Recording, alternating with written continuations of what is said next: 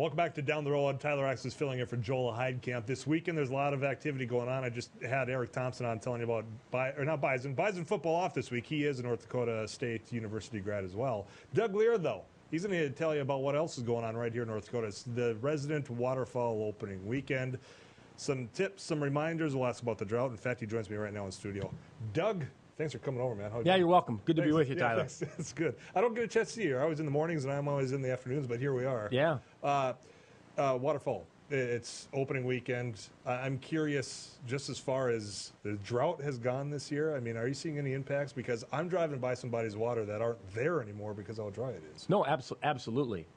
If you're a numbers guy, the duck numbers are down, the wetland index is down anywhere from 30 to 50% when you're looking at it. So no shock, no surprise to whether you're a hunter, a farmer, a rancher, any kind of a citizen that it takes water to raise ducks. It takes water to raise soybeans and corn and wheat. And when you're lacking water, you're going to have reduced bushels of wheat and corn, and you're going to have reduced numbers of ducks out there. We're gonna see that, but the same point, similar to whether your football team is 0-2 or 2-0, you're going to still show up for the game. Yeah. So the hunters are still going to be out there. We're still going to have thousands of hunters across North Dakota. This weekend is the early resident waterfowl opener. Next weekend, the non-resident waterfowl opener in North Dakota.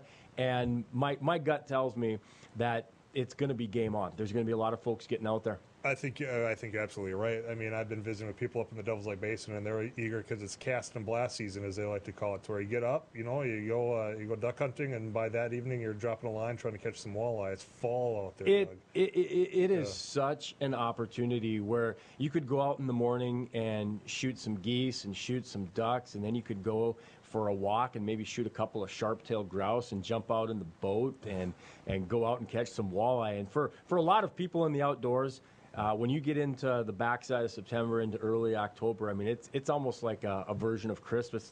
It's almost like that Thanksgiving, Christmas kind of a jam up where there's just so much to do. Can you get it all done? Yeah.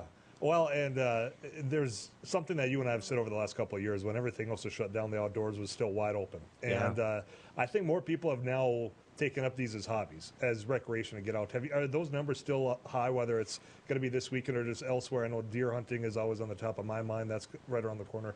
The numbers of people actually participating through game and fish activities, are they still out there? We've seen a little bit of a dip, but again, it's similar. When you have record numbers and you go back and you start having some more, you've got more. Last fall, there was one NDSU football game. There was really not much else to do. So we may see a little bit of a dip, but at the same point, we're going to see that interest is strong, and it's still a part of the legacy and the heritage. And I think what we might find is some people realized after they had been away from the activity for maybe 15 or 20 years, and then they came to it because it was the only game in town really last fall, is maybe they won't go out and hunt every single weekend. They'll go to their football games, they'll have some other family activity, but they'll realize that, hey, I've got a Saturday afternoon, I've got a Friday. We're going to get out there and enjoy some of the outdoor recreation that really is so bountiful around here. What are some of the reminders? Some people, like you say, might not have been doing it for a couple of years, getting back in. I've already seen that Game and Fish put out,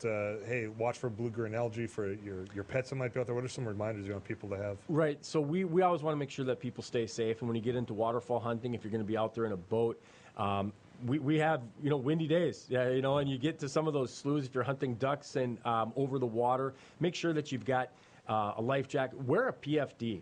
Get a float coat. It's worth the investment to keep yourself safe when you're out there. When we talk about outdoor safety, we always want to stress the gun safety, but it's across the board. It can be even making sure that you're wearing your seatbelt. Because sometimes people get into the rural areas and they kind of let their guard down and they decide, well, I'm just going to be driving a few miles, I'll leave the seatbelt off. And so we want to make sure that the safety is a mindset, and it's a way, and it's not just an afterthought. So whether it's gun safety, water safety, you mentioned the blue-green algae for your dogs, making sure that you've got some of the right veterinary materials along for you if your dog should get injured, should end up in some blue-green algae. There's a lot of ways that we can try to remind people, but the main point is that it can happen to you. So be prepared. Even if you weren't a Cub Scout, This is the time to be prepared when you head outdoors. You can find some of those skills online. Just get refreshed on it before going out, is what I would say. Hopefully it comes back to you a little bit quicker than it does to me. Yeah, no doubt. You're younger than I am. Yeah, it doesn't feel like it some days, but Doug, I appreciate it, man. I'm going to let you go, all right? Always enjoy it. Very good. Doug Leier at North Dakota Game and Fish. It's one of those weekends.